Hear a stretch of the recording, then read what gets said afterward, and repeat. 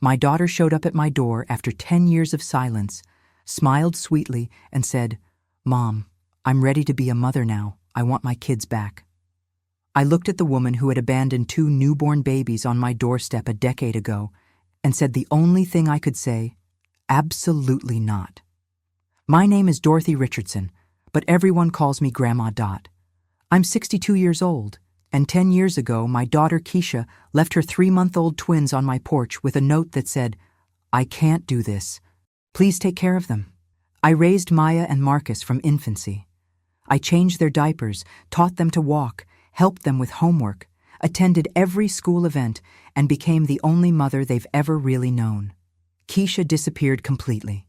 No phone calls, no birthday cards, no child support, no visits. For 10 years, she was a ghost who had given birth and vanished. Now, she was standing on my porch, dressed in expensive clothes and driving a new car, demanding her children back. "Mom, I've changed. I'm in a better place now. I deserve a chance to raise my own children. You had a chance 10 years ago. You chose to walk away. I was young and scared, but I'm ready now. Those are my kids, and I have a legal right to them." That's when I realized this wasn't about motherhood or second chances. This was about money. 2 weeks earlier, I had received a letter from a lawyer informing me that the twins' biological father, a man Keisha had dated briefly before disappearing, had died in a car accident. He had left a trust fund for Maya and Marcus, $500,000 for each child, accessible when they turned 18. But according to the trust terms, the parent with legal custody would receive $3,000 per month for each child's care and expenses until they reached 18. Keisha wasn't here because she suddenly developed maternal instincts. She was here because Maya and Marcus were now worth $6,000 per month for the next 8 years. That's $576,000 in total that she could collect just for having legal custody of children she abandoned as infants. "Keisha, when did you find out about the trust fund?" Her face flickered with something, guilt maybe, or calculation. "That's not what this is about. When did you find out?" 2 weeks ago. The lawyer contacted me because I'm listed as their mother on the birth certificates. And that's when you suddenly decided you were ready to be a mother? "Mom, I know how this looks, but I genuinely want a relationship with my children." "You don't even know their names." "What? You called them my kids and my children, but you haven't used their actual names once, because you don't know them." Keisha's jaw tightened. "Their names are Maya and Marcus. What are their favorite colors? What do they want to be when they grow up? What are they afraid of? What makes them laugh? I don't know those things yet, but I'll learn." "You had 10 years to learn. You chose not to." "Mom, I'm their biological mother. The court will give me custody whether you like it or not. Then I guess we'll see each other in court." Keisha's sweet smile disappeared, replaced by the hard expression I remembered from her teenage years. "You're going to fight me on this? Your own daughter?" "I'm going to protect my grandchildren from someone who sees them as a monthly paycheck instead of human beings. They're my children, not yours." "Then where have you been for 10 years? Where were you when Maya had pneumonia at age 3? Where were you when Marcus broke his arm at age 7? Where were you for their first day of school, their birthday parties, their nightmares, their accomplishments? I told you I was young. You were 22 years old when you abandoned them. That's old enough to know that babies need their mother. And now I'm here to fix my mistake." "This isn't about fixing mistakes, Keisha. This is about collecting a check."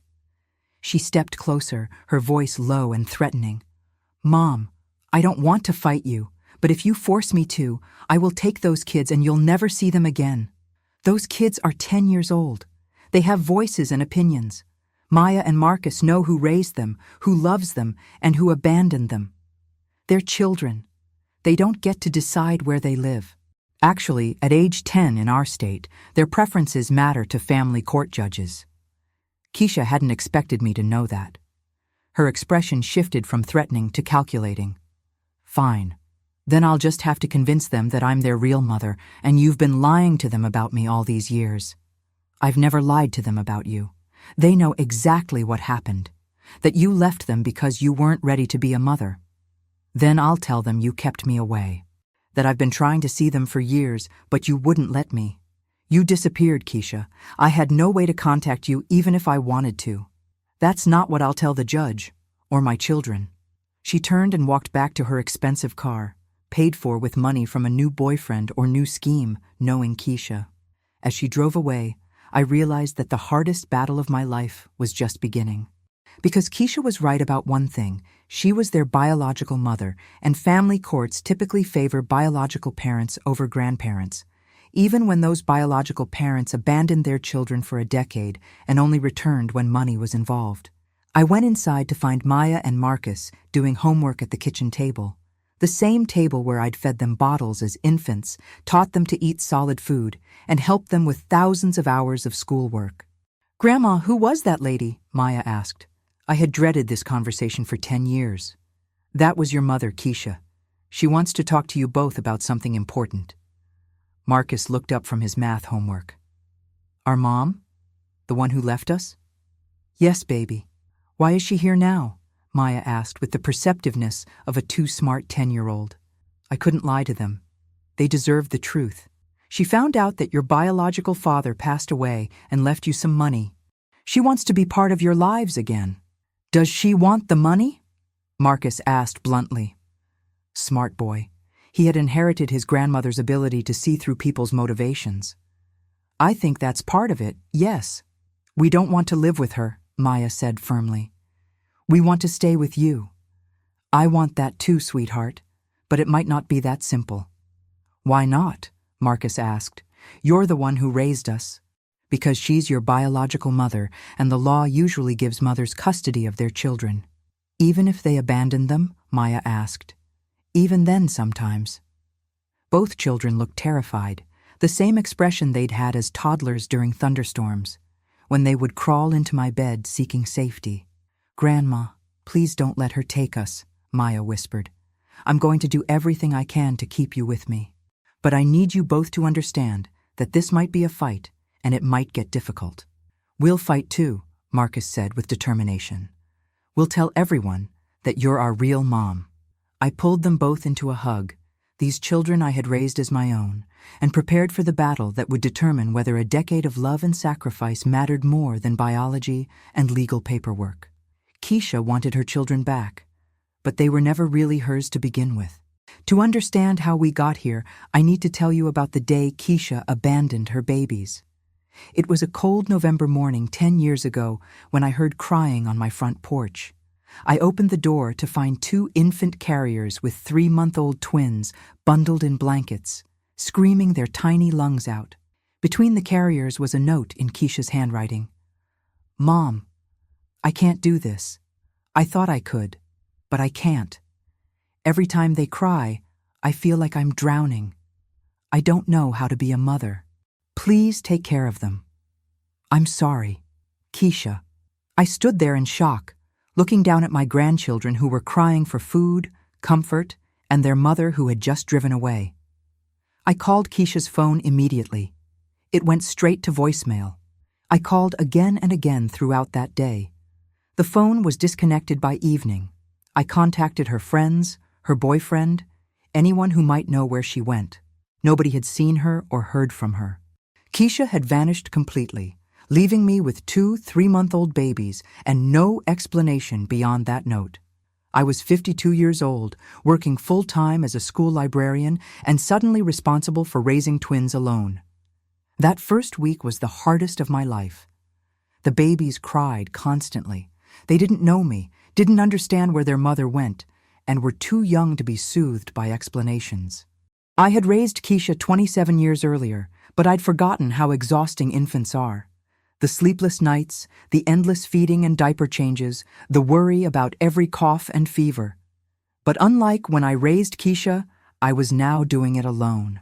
No husband to share the burden, no family nearby to help, and no breaks when I desperately needed rest. I took emergency leave from my job to figure out what to do. Should I call Child Protective Services and surrender the babies to foster care? Should I try to track Keisha down and force her to come back? Should I accept that my life had just changed forever and commit to raising these children? For 3 days, I agonized over that decision, while Maya and Marcus screamed and needed constant care. On the fourth day, Maya smiled at me for the first time. It was just a baby smile, probably gas, not real recognition. But something in my heart cracked open. These weren't just my daughter's abandoned children. They were Maya and Marcus, two innocent babies who needed someone to love them unconditionally. I made my decision that day. I would raise them as my own. I contacted a family lawyer to start the process of getting legal guardianship since Keisha had abandoned them. The lawyer explained that it was complicated. Keisha hadn't legally surrendered her parental rights. She had just disappeared. If she comes back within a reasonable time and wants them back, she'll have a legal right to custody, the lawyer warned me. She's not coming back, I said with certainty. How do you know? Because Keisha runs from difficulty. She always has. Motherhood is difficult, so she ran. Well, if she stays gone for 6 months, you can petition for permanent guardianship due to abandonment. 6 months. I had to prove Keisha had been gone for 6 months before I could legally protect these babies. During those 6 months, I transformed my entire life around Maya and Marcus. I went back to work part-time, arranging my schedule so I could be home when they needed me. I converted my guest room into a nursery, buying 2 cribs, changing tables, and all the equipment babies require. I learned to feed 2 babies simultaneously, change diapers with one hand while holding a bottle with the other, and function on 3 hours of sleep. I spent every penny of my modest savings on formula, diapers, baby clothes, and doctor visits. When the twins were 6 months old, I filed for legal guardianship on the grounds of abandonment. Keisha never responded to the court summons because nobody could find her to serve the papers. The judge granted me temporary guardianship, which would become permanent if Keisha didn't contest it within 1 year. 1 year passed, then 2, then 5, then 10. Keisha never contacted me, never sent money, never asked about her children. She had truly abandoned them completely. During those 10 years, I raised Maya and Marcus with every ounce of love I had to give. When they were toddlers learning to walk, I was there to catch them when they fell. When they started preschool, I was the one who eased their separation anxiety and volunteered in their classroom. When Marcus broke his arm falling off the monkey bars in 2nd grade, I was the one who held him in the emergency room while he cried. When Maya developed pneumonia at age 3 and was hospitalized for a week, I slept in a chair beside her bed every single night. I attended every parent-teacher conference, every school play, every sports event. I helped with homework every evening, read bedtime stories every night, and kissed away tears from scraped knees and hurt feelings. I worked full-time to support us financially, while being a full-time mother emotionally. I gave up dating, traveling, and any semblance of personal life to focus entirely on raising these children. The twins never called me grandma when they were little. They called me mama because I was the only mother they knew. When they were old enough to understand, I gently explained that I was actually their grandmother, and their mother was someone named Keisha, who couldn't take care of them when they were babies. "Where is she now?" 5-year-old Maya had asked. "I don't know, sweetheart. She went away a long time ago. Is she coming back?" "I don't think so." "Good," Marcus had said firmly. "We don't need her. We have you." I had cried that night, overwhelmed by love for these children who had chosen me as their mother, even though biology said otherwise. As they grew older, they occasionally asked questions about Keisha. What was my mom like? Why did she leave us? Does she ever think about us? I answered honestly but gently, never poisoning them against Keisha, but never pretending she was something she wasn't. Your mother was young and scared. She didn't know how to be a parent, so she left you with me because she knew I would love you and take care of you. Doesn't she love us? That question broke my heart every time. I think she loved you as much as she was capable of loving anyone. But some people aren't ready to be parents, no matter how much they might want to be. The twins seemed to accept this explanation, though I could see the pain in their eyes when they talked about having a mother who didn't want them. I tried to compensate for Keisha's absence by being the best mother I could possibly be. I made sure they felt loved, valued, and secure every single day. I told them constantly how special they were, how proud I was of them, how lucky I was to be their grandmother. And slowly, Over 10 years, we built a family. Not the traditional family with a mother and father, but a real family bound by love, sacrifice, and daily commitment to each other. Maya grew into a thoughtful, creative girl who loved reading and art.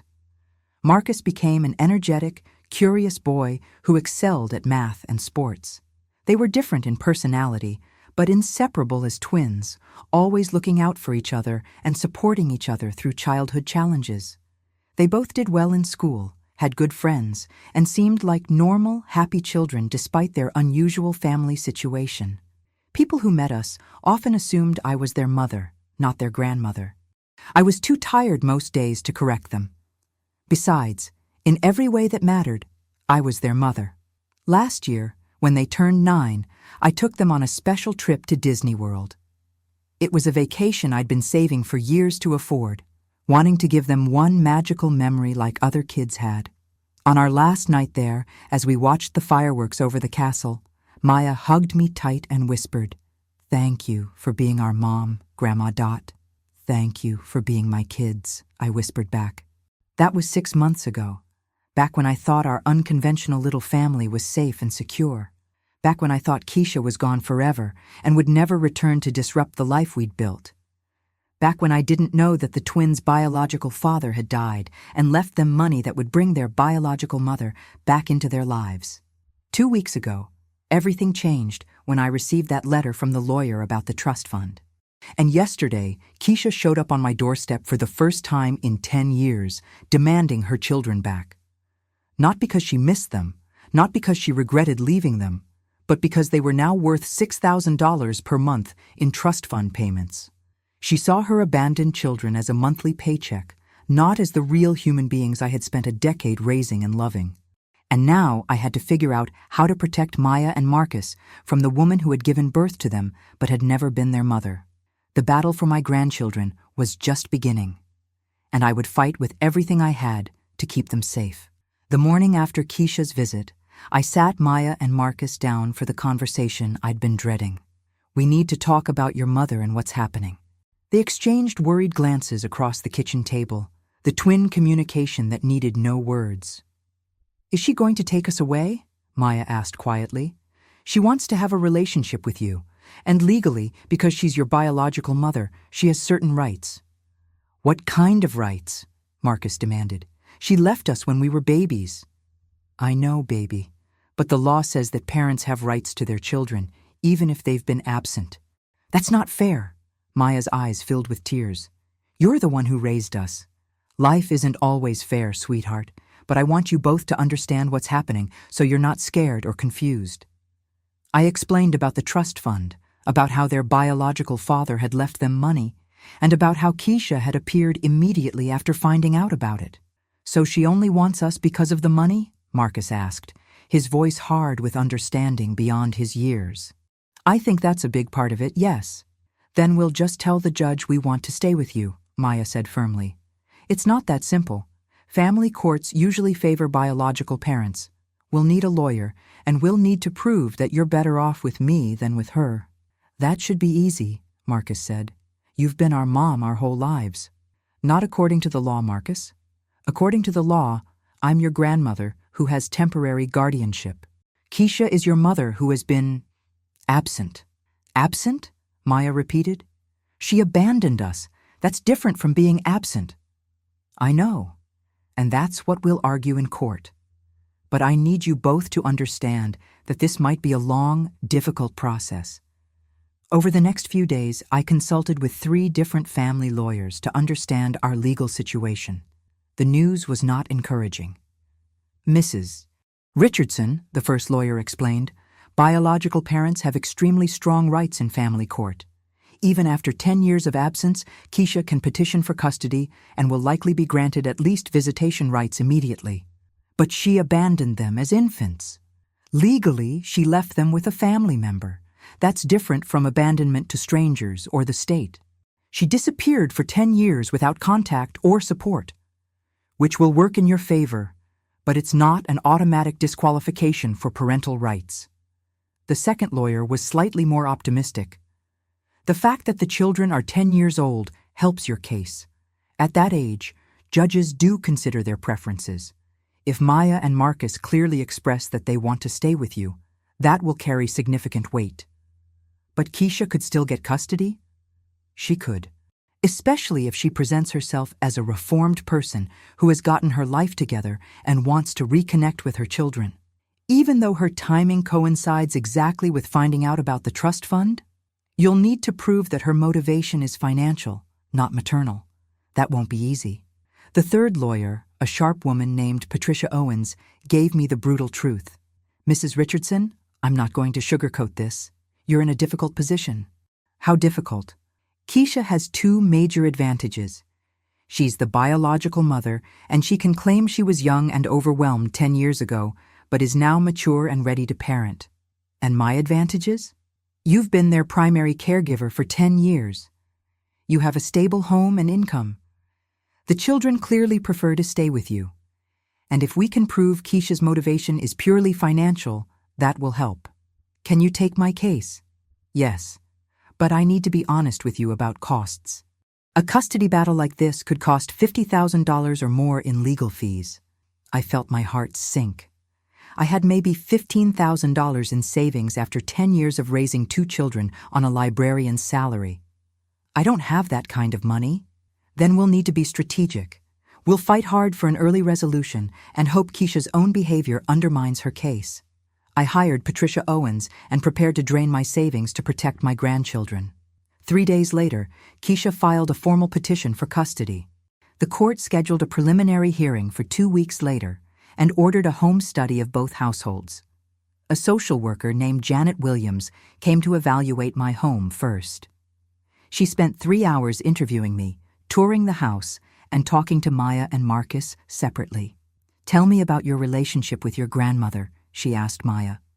Grandma Dot is the best mom ever. She takes care of us, helps us with everything, and loves us so much. What about your biological mother, Keisha? Do you have any memories of her? No. She left when we were babies. Grandma Dot is the only mother we've ever known. How do you feel about possibly living with Keisha? I don't want to live with her. She doesn't even know us. She only came back because we got money from our dad dying. When Janet interviewed Marcus, he was even more direct. Keisha is not my mother. Grandma Dot is my mother. Keisha is just the person who gave birth to us and then left. But she wants a relationship with you now. Don't you think people deserve second chances? Not when they only want a second chance because of money. That's not love. That's greed. I was proud of how articulate my grandchildren were, but I worried that their harsh words might backfire. Won't the judge think I've been poisoning them against Keisha? I asked Patricia later. The children are speaking their truth.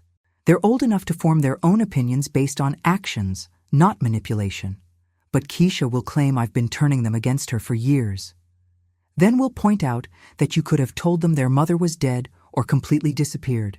Instead, you've been honest about the situation without demonizing Keisha. The social worker visited Keisha's home the following week.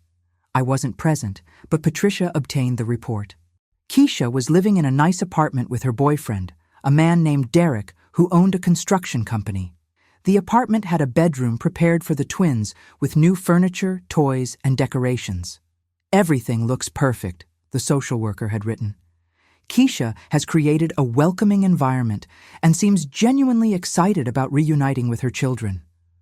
Of course it looks perfect, I said bitterly to Patricia. She's had 2 weeks to stage a bedroom with Derek's money. Where was that welcoming environment for the past 10 years? We'll make that argument in court. The preliminary hearing was held on a Thursday morning in family court. I sat on one side with Patricia and my witnesses, the twins' teachers, our neighbors, and my pastor. Keisha sat on the other side with her lawyer and Derek, who looked like he'd been dressed up for a job interview.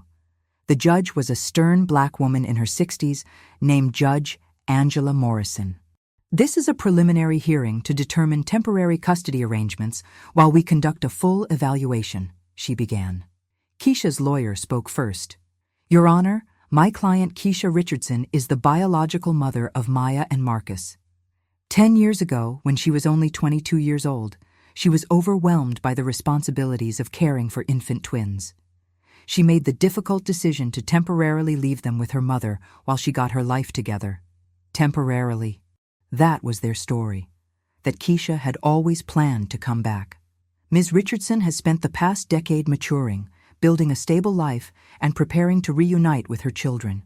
She now has a stable relationship, a comfortable home, and the financial means to provide for Maya and Marcus. Your Honor, Patricia stood up. The respondent describes a temporary arrangement, but the reality is that Ms. Richardson abandoned her 3-month-old infants for 10 years without contact, financial support, or even a phone call. My client was struggling with postpartum depression. Keisha's lawyer interrupted. Was she diagnosed with postpartum depression? Patricia challenged. She was experiencing symptoms but didn't have access to medical care at the time. So she's claiming an undiagnosed medical condition to excuse 10 years of total abandonment? Judge Morrison held up her hand. Let's hear from the parties themselves. Ms. Richardson, please explain why you left your children with your mother. Keisha stood up, and I was shocked to see tears in her eyes. She had always been a good actress. Your Honor, I was 22 years old and completely overwhelmed. The twins cried constantly. I couldn't sleep. I couldn't think straight. I was falling apart. So I made the hardest decision of my life. I left them with my mother, who I knew would take better care of them than I could at that time. Why didn't you contact them for 10 years? Judge Morrison asked. I was ashamed. I felt like a failure as a mother. I thought they were better off without me. But I've been thinking about them every single day. Why are you seeking custody now? This was the critical question. Keisha's answer would reveal her true motivations. I found out about their father's death and realized that life is short. I don't want to waste any more time being separated from my children. It was a carefully crafted answer that avoided mentioning the trust fund. Your Honor, Patricia stood again. Ms. Richardson learned about her children's father's death and the substantial trust fund he left them on the exact same day. Her petition for custody was filed 3 days later. The timing is suspicious, but it doesn't prove mercenary motivations, Keisha's lawyer argued. Then let's discuss the trust fund, Patricia continued. Your Honor, the deceased father left $500,000 for each child, accessible when they turn 18. However, the parent with legal custody receives $3,000 per month for each child. That's $6,000 per month total for living expenses. That's $72,000 per year that Ms. Richardson would receive for the next 8 years, totaling over $500,000. Judge Morrison looked at Keisha sharply. Were you aware of these monthly payments when you filed for custody? I knew there was money involved, yes. But that's not why I want my children back. Then you won't mind if we structure custody so that Mrs. Dorothy Richardson continues to receive the monthly payments while you have visitation rights, Patricia suggested. Keisha's face went pale. She looked at her lawyer, who whispered something to her. Your Honor, those payments are meant for the children's care. Since my client intends to have primary custody, she should receive the payments. So she does want the money, Patricia said pointedly. Of course she needs financial support to raise 2 children, Keisha's lawyer shot back. Judge Morrison made some notes. I want to hear from the children. Maya and Marcus, please approach the bench. My grandchildren walked forward, holding hands, looking tiny and terrified in the big courtroom. Maya, Marcus, I know this is scary, but I need to ask you some questions. Do you understand that your mother Keisha wants to have a relationship with you? They both nodded. How do you feel about that? Maya spoke first, her voice shaking but clear. I don't want to live with her. Grandma Dot is our real mom. She's the one who raised us. But Keisha is your biological mother. Don't you want to get to know her? She only came back because we got money. That's not a real mom. Judge Morrison turned to Marcus. What about you, Marcus? How do you feel? I feel the same as Maya. We want to stay with Grandma Dot. She's been our mom our whole lives. Keisha is just a stranger who happens to share our DNA. Do you remember your mother at all? No. We were 3 months old when she left us. We don't remember her at all. Would you be willing to spend some time with her? Get to know her? Maya and Marcus exchanged a look. That twin communication again. Maybe, Maya said cautiously. But we still want to live with Grandma Dot. Judge Morrison made more notes, then addressed the lawyers. Here's my preliminary ruling. Mrs. Dorothy Richardson will retain primary custody while we conduct a full evaluation. Ms. Keisha Richardson will be granted supervised visitation, 2 hours per week, supervised by a court-appointed monitor.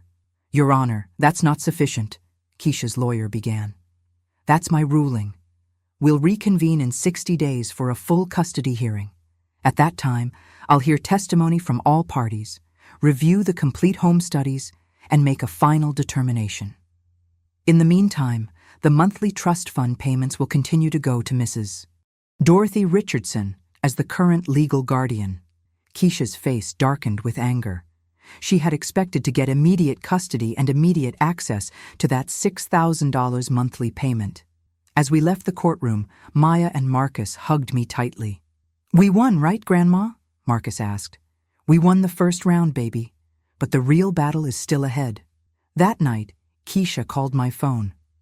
I almost didn't answer, but curiosity got the better of me. Mom, we need to talk. I have nothing to say to you, Keisha. Those are my children. You can't keep them from me forever. I raised them for 10 years while you were God knows where doing God knows what. Now you show up the moment there's money involved and expect me to hand them over? I made a mistake when I was young. You made a choice. There's a difference. Mom, please, I'm trying to make things right. Then surrender your parental rights and let me adopt them legally. If you truly care about what's best for Maya and Marcus, you'll let them stay with the only mother they've ever known. I can't do that. Because of the money. Because they're my children. No, Keisha, they're my children. You just gave birth to them. I hung up and blocked her number. The battle for Maya and Marcus had only just begun. But I would fight with everything I had to protect them from the woman who saw them as a monthly paycheck instead of the precious children they were. The court-ordered supervised visitations began the following week. Every Saturday at 2 p.m., I drove Maya and Marcus to a community center where a social worker named Mrs. Chen monitored their 2-hour visits with Keisha. The first visit was awkward and painful to watch. I sat in the waiting room while Mrs. Chen supervised in the visitation room. Through the window, I could see Keisha trying to hug children who stood stiffly in her arms. She had brought gifts, expensive toys and games that a stranger might buy for children they didn't know. Maya accepted a doll politely, but without enthusiasm. Marcus barely looked at the video game Keisha handed him. Do you like video games? I heard Keisha ask through the door. Sometimes, Marcus replied without elaborating. What's your favorite game? Minecraft. Oh, I love Minecraft too. Marcus gave her a look that clearly said he didn't believe her. The conversation limped along painfully. Keisha asked generic questions that showed how little she knew about her own children. What's your favorite subject in school? Do you play any sports? What do you want to be when you grow up? Maya and Marcus answered in monosyllables, offering no details, no enthusiasm, no connection. After 2 hours, Mrs. Chen brought them back to the waiting room. How was it? I asked gently. Weird, Maya said. She tried too hard, Marcus added. She kept asking questions but not really listening to the answers. When we got home, Maya went straight to her room. I found her 20 minutes later, crying into her pillow. Sweetheart, what's wrong? I felt bad for her, Grandma. She looked so sad when we didn't want to hug her or talk to her. You don't owe her anything, baby. She's the one who left. But she's still my mom. Doesn't that mean something? I sat on Maya's bed and pulled her close. Biology means something, but it doesn't mean everything. The person who raises you, loves you, and takes care of you every day, that's who your real parent is. But I still feel guilty. That's because you have a good heart. But don't let guilt make you pretend to feel something you don't. The second visit was even more uncomfortable. Keisha brought her boyfriend Derek, probably hoping his presence would make the children more comfortable. It had the opposite effect. Kids, this is Derek. He's very excited to meet you. Derek was a large man with an overly enthusiastic smile that felt forced. Hey guys, Your mom has told me so much about you. Marcus raised an eyebrow. Really? What has she told you? Derek looked flustered. That you're both really smart and good kids. That's not specific at all, Marcus said bluntly. I could see Keisha getting frustrated with how resistant the twins were being. Look, I know this is weird for everyone, she said, but I'm trying. Can't you guys try too? We are trying, Maya said quietly. This is just hard. Why is it hard? I'm your mother. No, you're not, Marcus said flatly. Grandma Dot is our mother. You're just the person who gave birth to us. Marcus, that's not fair. What's not fair is you leaving us as babies and then coming back when we're worth money to you. Mrs. Chen intervened.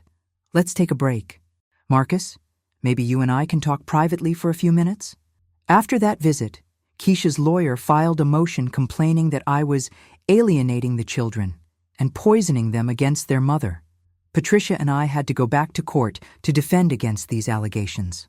Your Honor, Patricia argued, the children's resistance to Ms. Richardson is natural, given that she's been absent their entire lives.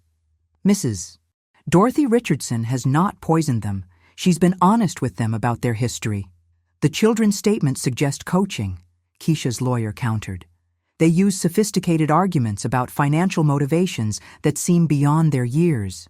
Or they're simply intelligent children who can see the timeline. Their mother disappeared for 10 years and returned the moment they became financially valuable. Judge Morrison looked tired. Mrs. Richardson, have you discussed Ms. Keisha's financial motivations with the children? I stood up.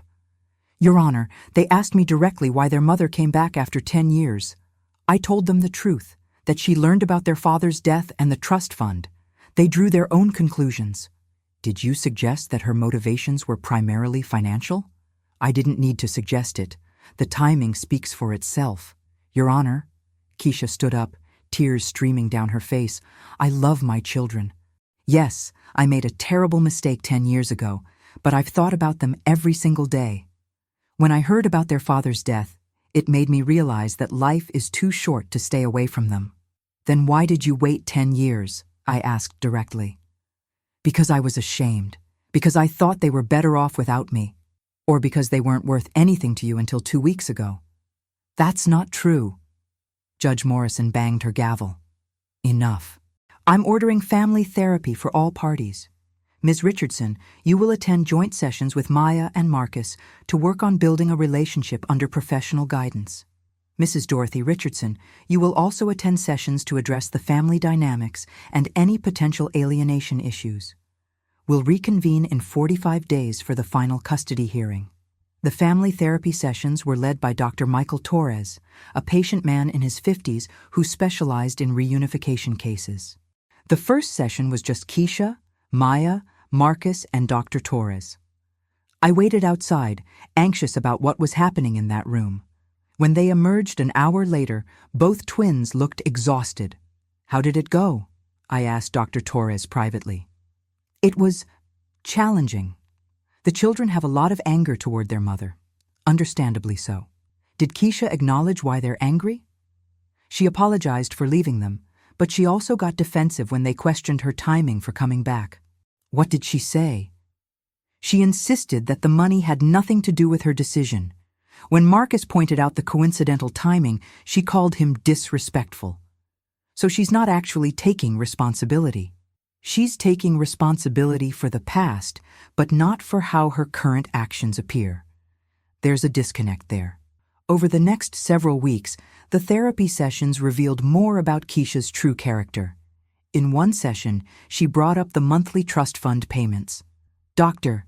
Torres, can you explain to the kids that if I have custody, the money I receive is for their benefit? They seem to think I'm trying to steal from them. Mom, Maya said carefully, we don't understand why you need $6,000 a month to take care of us when Grandma Dot has been doing it on way less money for 10 years. Because providing for children is expensive. Grandma Dot works at the library. She doesn't make much money, but she's always taken care of us.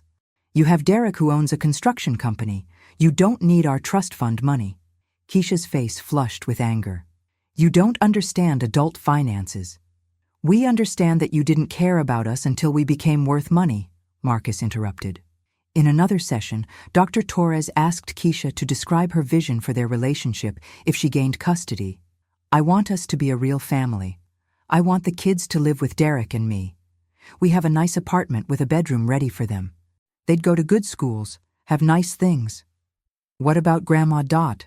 Maya asked. She could visit on weekends. Visit? Marcus was incredulous. She's raised us our whole lives, and you want to make her a weekend visitor? Marcus, I'm your mother. It's only natural that you'd live with me.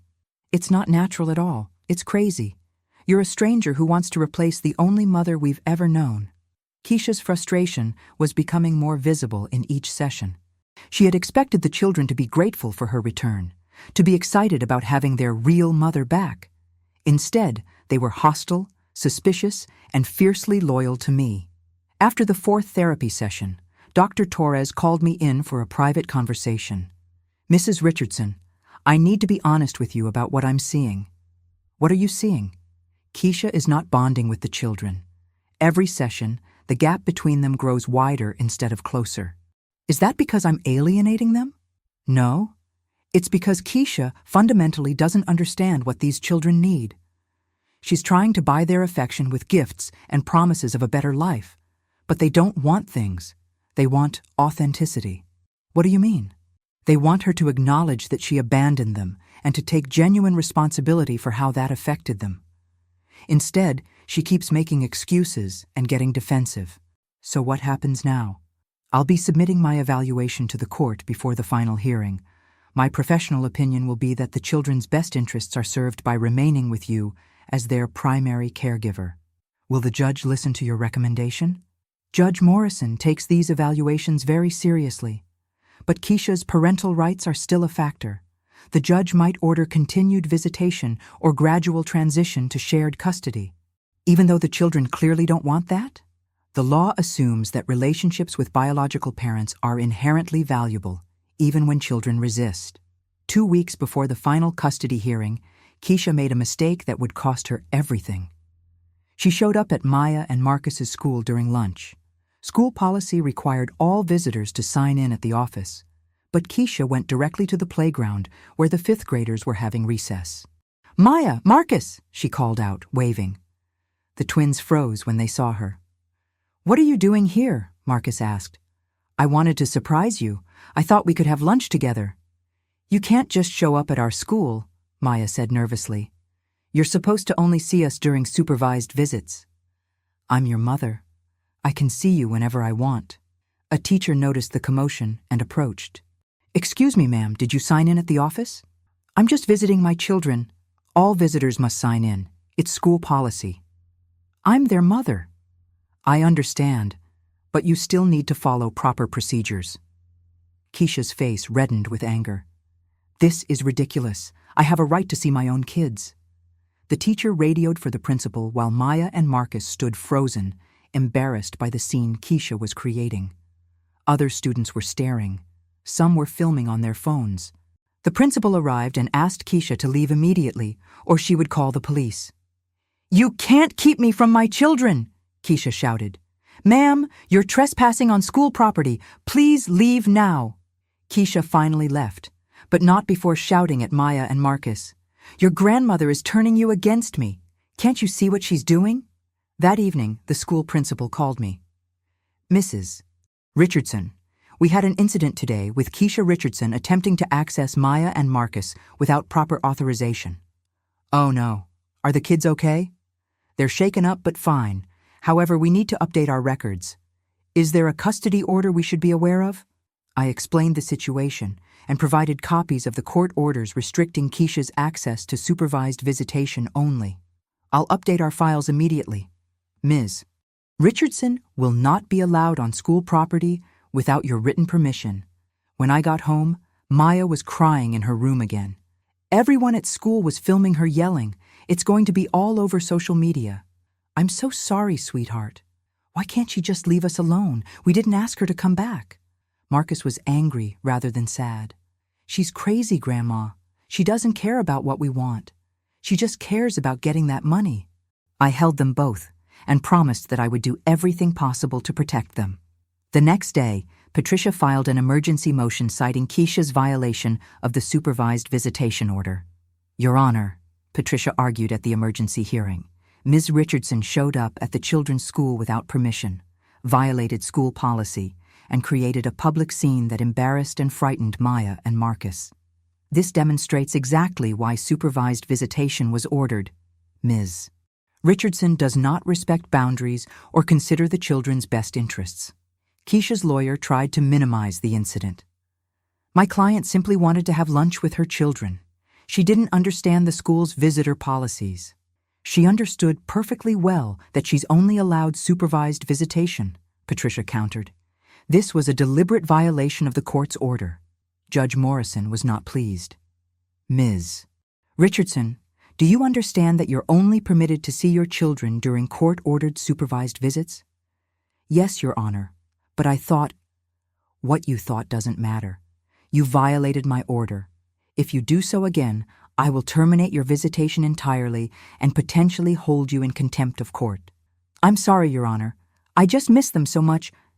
Missing them doesn't give you the right to violate court orders and school policies. After the hearing, Keisha was furious. She called me from an unknown number. I answered, thinking it was about the twins. This is all your fault, she screamed. You've turned my children against me. Keisha, you showed up at their school and created a scene. You did this to yourself. I just wanted to see them. You see them every Saturday during supervised visitation. That wasn't enough? 2 hours a week? That's nothing. I'm their mother. Then you should have thought about that 10 years ago when you abandoned them. I'm going to get them back, Mom.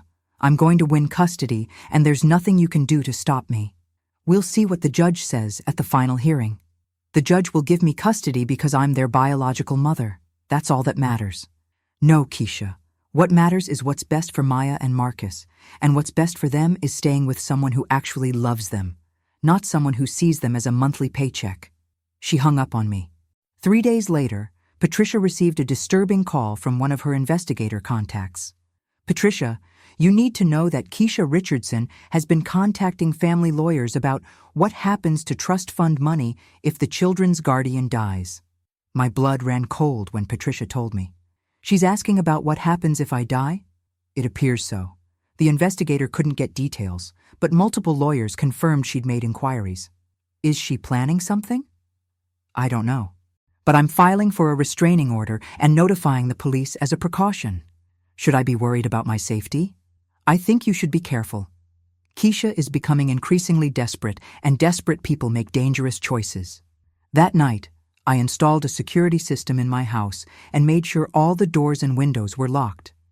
I also updated my will to ensure that if anything happened to me, Maya and Marcus would go to my sister Sarah, not to Keisha. The final custody hearing was scheduled for the following week. I had no idea if I was going to win or lose, but I knew one thing for certain. I would fight until my last breath to protect my grandchildren from the woman who only valued them for their money. The morning of the final custody hearing, I woke up at 5 a.m. with my stomach in knots. This was it, the day that would determine whether Maya and Marcus stayed with me or went to live with a mother they didn't know and didn't trust. I made breakfast for the twins, trying to act normal despite my terror. Are we going to have to go to court today? Maya asked quietly. Yes, baby. The judge wants to hear from you both one more time.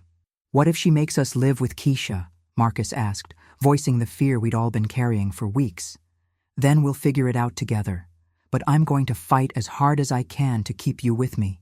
We want to stay with you, Grandma, Maya said, tears already forming in her eyes. I know, sweetheart, and the judge knows that too. At 9 a.m. we arrived at the courthouse. Patricia met us outside with her briefcase full of evidence and documentation. How are you feeling? She asked me. Terrified. That's normal. But we have a strong case. The children's preferences, Dr. Torres's evaluation, Keisha's violation of the visitation order. It all works in our favor. What if it's not enough? Then we appeal. But let's win today first. Inside the courtroom, Keisha sat with her lawyer and Derek. She was dressed conservatively, makeup perfect, playing the role of the reformed mother. When she saw Maya and Marcus, She smiled and waved. They looked away. Judge Morrison entered, and everyone stood.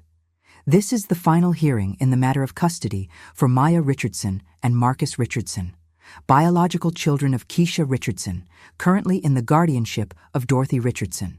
I've reviewed all the evidence, home studies, therapy evaluations, and previous hearing transcripts. Today, I'll hear final arguments from both sides, testimony from the children, and make a final custody determination. Keisha's lawyer went first. Your Honor, my client, Keisha Richardson, acknowledges that she made a serious mistake 10 years ago when she left her infant children with her mother. However, she has spent the past decade maturing, building a stable life, and preparing for this reunion. Ms. Richardson has demonstrated her commitment to these children through consistent attendance at supervised visitation, participation in family therapy, and preparation of a suitable home environment. While the children currently prefer to stay with their grandmother, this preference has been unduly influenced by Mrs. Dorothy Richardson's narrative about their mother's abandonment. With time and proper reunification, the natural bond between mother and children will develop. Patricia stood for our side. Your Honor, the respondent's argument relies on the assumption that biological relationship automatically creates a bond. But 10 years of absence cannot be erased by 2 months of supervised visits. The evidence shows that Ms. Keisha Richardson's sudden interest in her children coincides exactly with their becoming beneficiaries of a substantial trust fund. Her violation of the supervised visitation order by appearing at their school demonstrates a lack of respect for boundaries and court authority. Most importantly, Dr. Torres's professional evaluation concludes that the children's best interests are served by remaining with Mrs. Dorothy Richardson, who has been their primary caregiver, their emotional anchor, and their mother in every meaningful sense. Your Honor, Keisha's lawyer interrupted. May I present additional evidence we've obtained? Proceed. Keisha's lawyer pulled out a folder. Your Honor, we have statements from several of Mrs. Dorothy Richardson's neighbors and co-workers suggesting that she has been suffering from health problems and may not be able to adequately care for 2 active 10-year-olds much longer. My heart sank. What health problems? Patricia stood immediately. Your Honor, this is the first we're hearing of any alleged health issues. May I see these statements? The judge reviewed the documents, her expression unreadable. Mrs. Richardson, these statements claim you've been experiencing memory problems, fatigue, and have missed work due to illness. Is this accurate? I stood up, confused and angry. Your Honor, I had the flu last month and missed 3 days of work. I don't have memory problems or any serious health issues. Your Honor, Patricia added, this appears to be a last-minute attempt to manufacture concerns about my client's ability to care for the children. We request time to obtain medical records proving Mrs. Richardson's good health. I'll allow it. We'll adjourn for 1 hour while medical records are obtained. During the break, I called my doctor's office and had them fax my recent physical exam results to the court. Mrs. Richardson is in excellent health for a 62-year-old woman, the record stated. No cognitive issues, no chronic conditions, fully capable of caring for dependents. When court resumed, Patricia submitted the medical records. Your Honor, as you can see, Mrs. Richardson's health is excellent.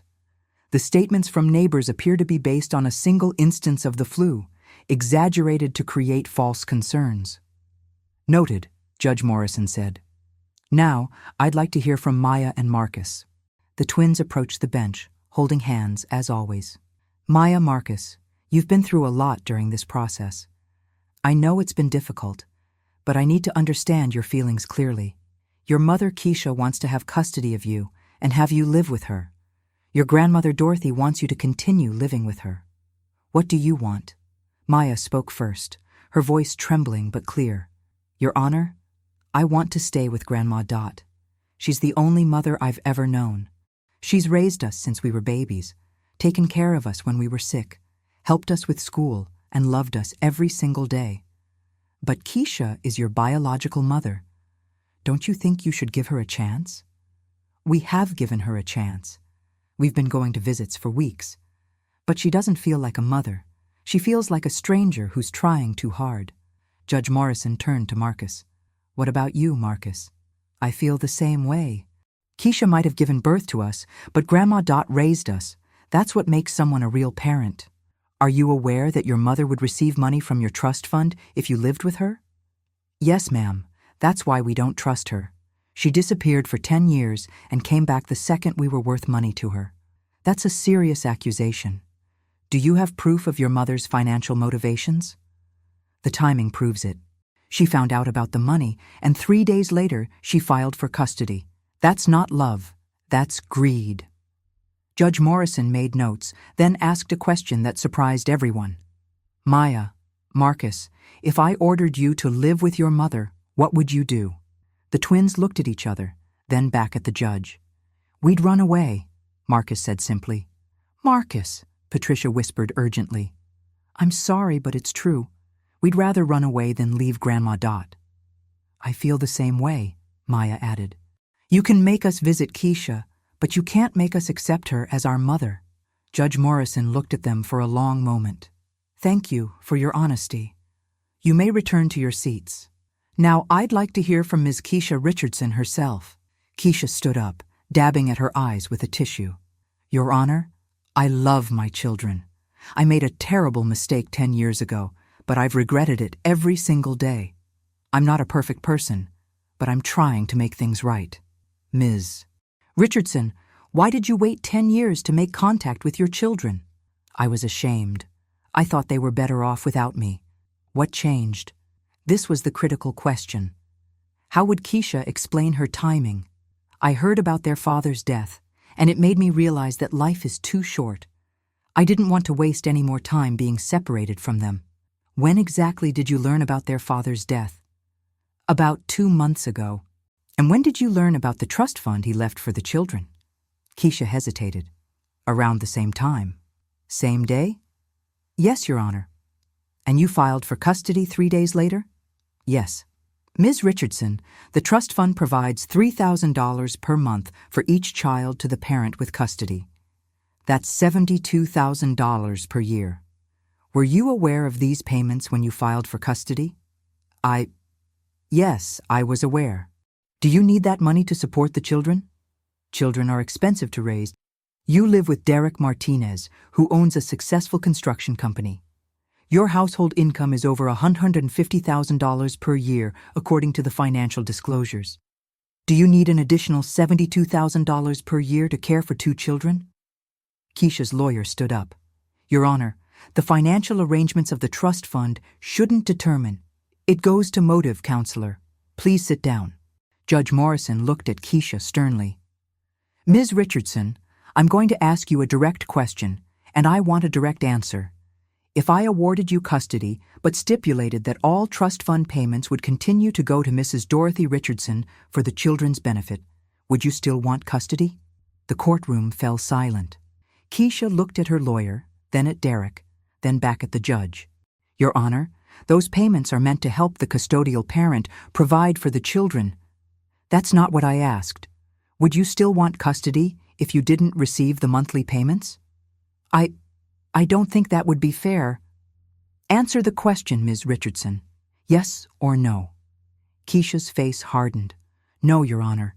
If I'm not going to receive support to help me raise them, then I can't afford to take on that responsibility. The courtroom erupted in murmurs. Maya and Marcus looked at each other with expressions that said, I told you so. Patricia sat back with a slight smile. Keisha had just admitted exactly what we'd been arguing all along. Judge Morrison banged her gavel for silence. Ms. Richardson, you just stated that you only want custody if you receive the trust fund payments. That suggests your primary motivation is financial, not maternal. That's not what I meant. It's exactly what you said. Let me be very clear. This court's primary concern is the best interests of these children, not the financial interests of their biological mother. Your Honor, I misspoke. You spoke honestly for the first time today, and your honesty has revealed what I suspected from the beginning, that your sudden interest in these children is motivated by money, not love. Judge Morrison reviewed her notes one more time, then looked up. I'm ready to issue my ruling. My heart was pounding so hard I thought everyone could hear it. After reviewing all evidence, testimony, and evaluations, I find the following. 1. Maya and Marcus Richardson have been raised by their grandmother, Dorothy Richardson, for 10 years. She has provided excellent care, created a stable and loving home, and served as their primary parent in every meaningful way. 2. Keisha Richardson abandoned her children as infants and had no contact with them for 10 years. Her return coincides exactly with the children becoming beneficiaries of a substantial trust fund. 3. The children, who are old enough to express clear preferences, consistently and emphatically state their desire to remain with their grandmother. 4. Dr. Torres's professional evaluation concludes that the children's best interests are served by remaining with Mrs. Dorothy Richardson. 5. Ms. Keisha Richardson's testimony today revealed that her primary motivation for seeking custody is financial rather than maternal. Therefore, I am ordering the following. I held my breath. Full legal custody of Maya Richardson and Marcus Richardson is awarded to their grandmother, Dorothy Richardson. Maya and Marcus gasped and grabbed my hands. Ms. Keisha Richardson's parental rights are hereby terminated due to abandonment and demonstrated unfitness. Keisha stood up, screaming, "You can't do this. They're my children." "Sit down, Ms. Richardson. This is illegal. I'll appeal." "You have that right, but until and unless an appellate court overturns my decision, this ruling stands. Mrs. Dorothy Richardson is granted permission to legally adopt Maya and Marcus if she chooses to do so. All trust fund payments will continue to be paid to Mrs. Richardson for the children's benefit. Ms. Keisha Richardson is prohibited from contacting the children without their written consent once they reach age 18. Judge Morrison banged her gavel. This matter is concluded. Keisha was sobbing and screaming as her lawyer tried to calm her down. Maya and Marcus threw their arms around me, crying with relief and joy. "We get to stay with you," Maya sobbed. "Forever," Marcus added. Patricia was smiling. "Congratulations, Dorothy. You won." I couldn't speak. I just held my grandchildren and cried tears of overwhelming relief. As we left the courtroom, Keisha broke free from her lawyer and ran toward us. "You poisoned them against me," she screamed at me. "This is all your fault." Security guards intercepted her before she reached us. "Ma'am, you need to leave the courthouse immediately. Those are my children. She stole them from me." "I didn't steal them," I said calmly. "You abandoned them. There's a difference." Keisha struggled against the security guards. "I'll appeal this. I'll fight until I get them back." "You do that," I said, "but you won't win, because judges see through people who only value children for their money." As security escorted Keisha out of the building, Derek followed behind her, looking embarrassed and uncomfortable. I had a feeling their relationship wouldn't last much longer once Keisha realized she wasn't getting access to $72,000 per year. Outside the courthouse, Maya and Marcus were practically dancing with joy. "Can we call Grandma Mom now?" Maya asked. "You can call me whatever feels right to you, sweetheart." "Then we want to call you Mom," Marcus said, "because that's what you are." "Mom," Maya tested the word. "Our mom." I started crying again, overwhelmed by love for these children who had chosen me just as surely as I had chosen them. "I love you both so much." "We love you too, Mom." As we drove home, I thought about the battle we'd just won. Keisha had tried to use biology and legal technicalities to take children she'd never really wanted. But love had won over biology. Sacrifice had won over selfishness. And family, real family, built on 10 years of daily devotion, had won over genetics. Maya and Marcus were finally, legally, permanently mine, and no one could ever take them away from me again. 6 months after the custody hearing, I legally adopted Maya and Marcus. The adoption ceremony was held in the same courthouse where we'd fought for our family, but this time it was a celebration instead of a battle. Judge Morrison herself presided over the adoption, smiling as she signed the papers that made me officially their mother instead of just their guardian. "Maya Richardson and Marcus Richardson, do you consent to being adopted by Dorothy Richardson as your legal mother?" "Yes," they both said in unison, grinning widely. Dorothy Richardson, do you accept the responsibility of being the legal mother of Maya and Marcus? Yes, Your Honor. It would be my greatest honor. Then by the power vested in me by the state, I declare this adoption final. Dorothy Richardson, you are now the legal mother of Maya and Marcus Richardson. The small courtroom erupted in applause from our friends, neighbors, and the teachers who had supported us through the custody battle. Maya and Marcus both hugged me tightly, and for the first time in 10 years, I felt complete security in our family. They were mine. Legally, officially, permanently mine. No one could ever challenge that again. After the ceremony, we had a celebration dinner at their favorite restaurant. Mom, Marcus said. He'd been calling me that consistently since the custody ruling. Can we change our last names to match yours? You want to be Maya Richardson and Marcus Richardson instead of keeping your father's name? We never knew our father, Maya explained, and Richardson is your name. We want to be a complete family. Then we'll file the paperwork next week. 3 months after the adoption, I received a letter forwarded from my lawyer's office. It was from Keisha. I almost threw it away without reading it, but something made me open the envelope. Dear Mom, I know you probably don't want to hear from me, and I don't blame you. But I needed to write this letter even if you never respond. I've been in therapy since the custody hearing, trying to understand why I made the choices I made. My therapist helped me see some difficult truths about myself. You were right about everything. I came back for the money, not for Maya and Marcus. I convinced myself I wanted a relationship with them, but really, I just saw them as a way to solve my financial problems. When the judge asked if I'd want custody without the trust fund payments, the truth came out before I could stop it. And that moment of honesty was the most shameful moment of my life. I abandoned my children as babies because motherhood was hard. Then I tried to take them back as children because it was profitable. I never once considered what they needed or wanted, only what I needed. I don't expect forgiveness. I don't deserve it. But I want you to know that I finally understand what I did wrong. You were the mother Maya and Marcus needed, and I was just the person who gave birth to them. You sacrificed everything to give them a good life, and I sacrificed them for my own convenience. I'm not asking for a relationship with them. They made it very clear they don't want that, and I respect their decision. But I want them to know, when they're older, and if they ever want to know, that I finally understand what I lost when I walked away from them.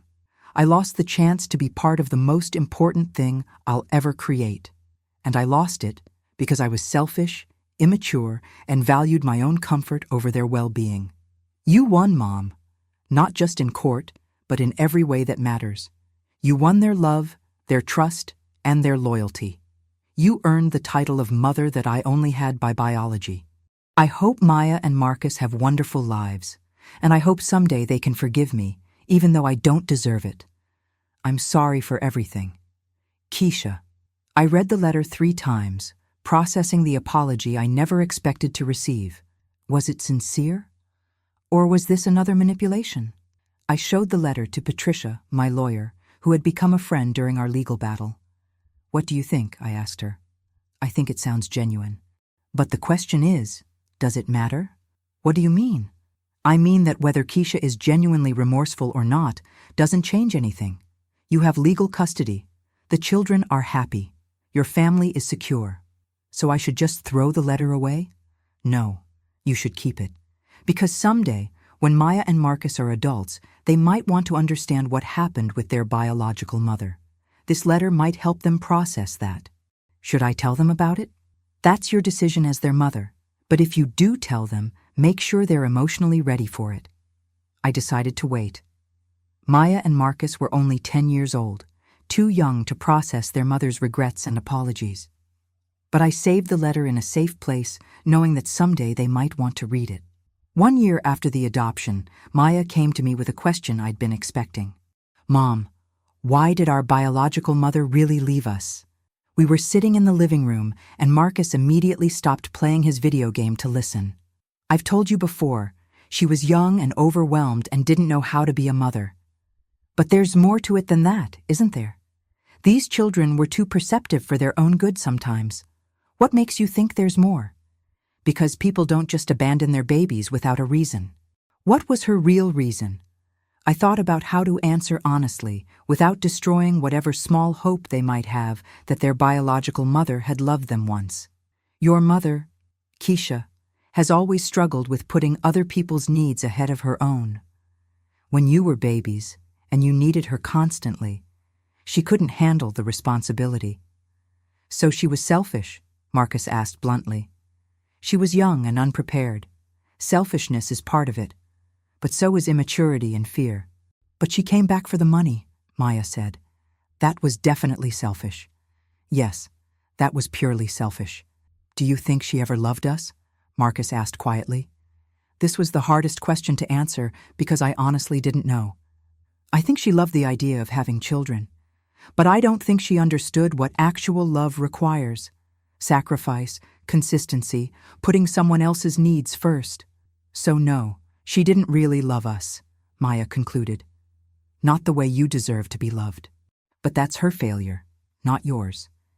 You are both incredibly lovable children, and her inability to love you properly says everything about her and nothing about you. We're glad she left us with you, Marcus said.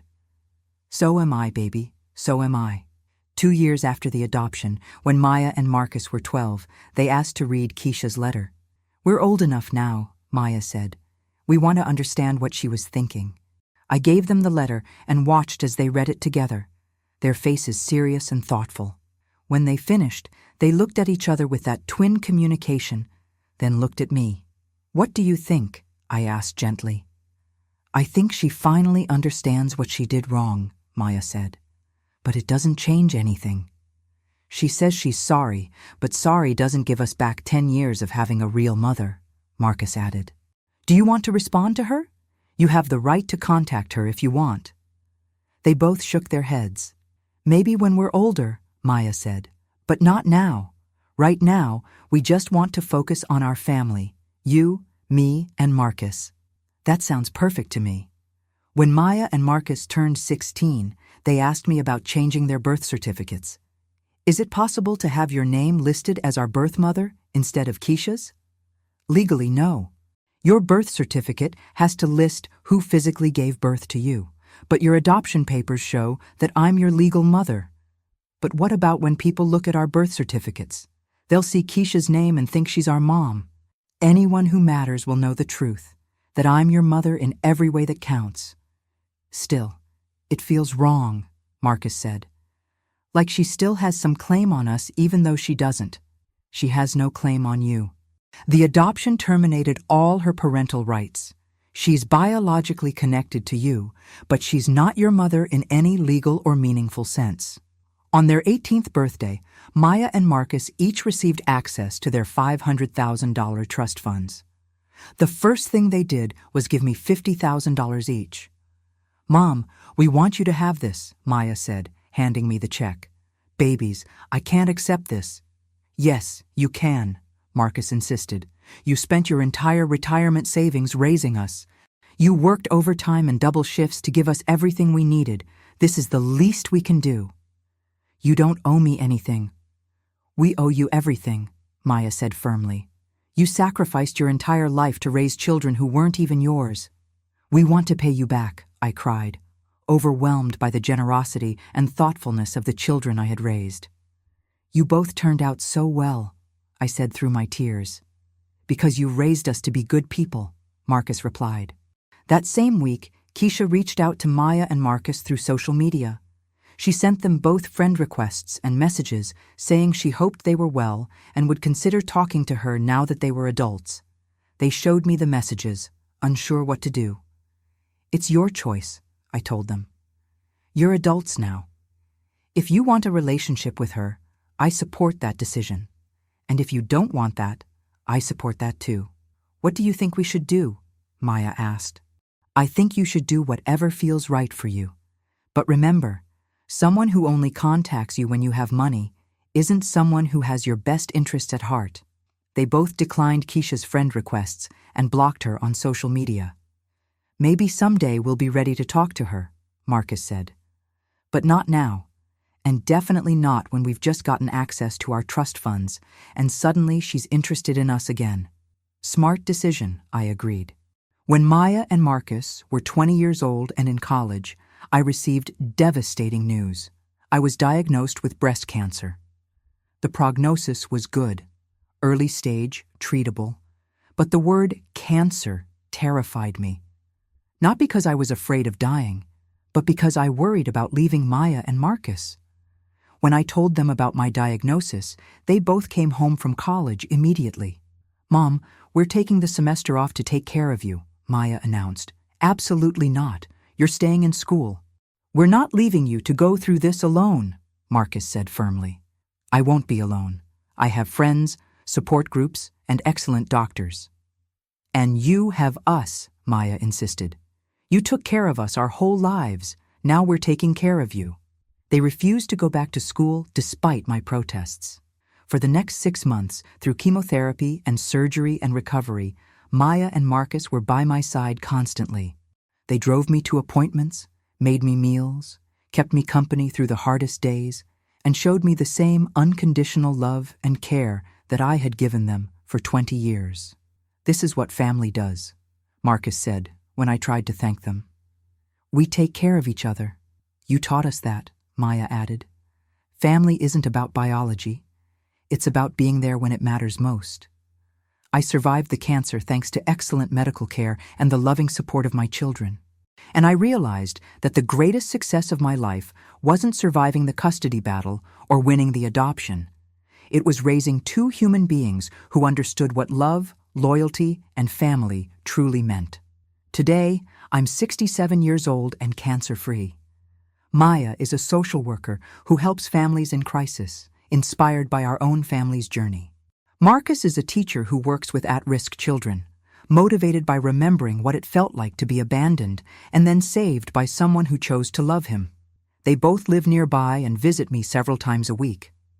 We have family dinners every Sunday, vacation together every summer, and talk on the phone almost daily. Keisha has never contacted us again after they blocked her on social media.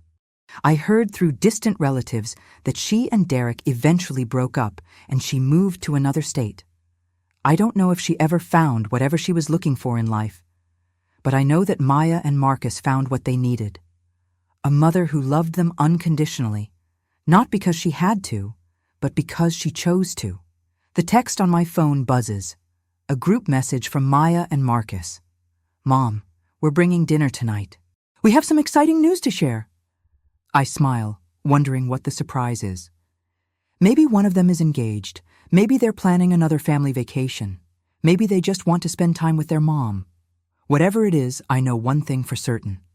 My daughter dumped her twins and disappeared 10 years ago, and it was the best thing that ever happened to all 3 of us, because it gave me the chance to be a mother to children who truly needed me. It gave Maya and Marcus the chance to be raised by someone who would sacrifice everything for them. And it taught all of us that family is defined by love and choice, not by biology and obligation. Keisha wanted them back for the money, but I kept them for love. And love, as it turns out, is worth infinitely more than any trust fund could ever be.